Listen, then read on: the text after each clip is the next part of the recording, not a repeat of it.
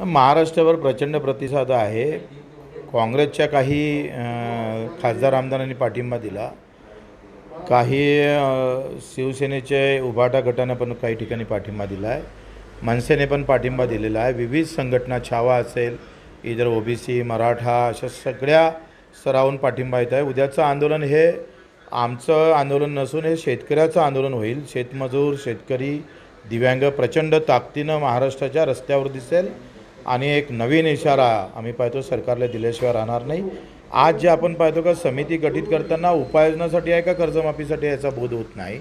आणि दुसऱ्याकडे मुख्यमंत्री जे बोलतात ते म्हणतात का आता यावर्षी चांगलं पीक पाणी होणार आहे, मग कशाला कर्जमाफी द्यायची, मग कशाला तुम्ही आश्वासनं दिले। पीक पाणी जर चांगलं होणार होतं तर तुम्हाला काही कोणी तलवार ठेवली होती छातीवर का तुम्ही आता माफीची घोषणा करा, 7/12 कोरा कोरा म्हणा। एका इकडे असं म्हणायचं आणि दुसऱ्या इकडे त्याच्यातून बाहेर निघण्याचा प्रयत्न करायचा असाल तर प्रश्न पीक पाण्याचा नाही आहे मुख्यमंत्री महोदय, प्रश्न आहे भावाचा। मागच्या वेळेस भाव भेटला नाही म्हणून कर्जमाफीचा विषय समोर येतो आहे। 3,400 रुपये जेव्हा सोयाबीन विकावं लागली असेल, 5,000 5,500 त्यानं तूर विकावं लागली, याची भरपाई कोण देणार आहे?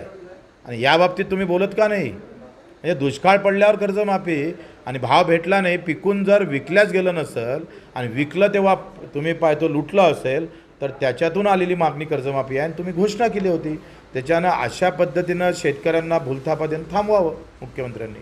आंदोलन मी स्वतः चांदूर बाजार, अचलपूर आणि नंतर अमरावती संभाजीनगर आणि संभाजीनगरवरून लातूर, नांदेड असं आंदोलन करतो आहे।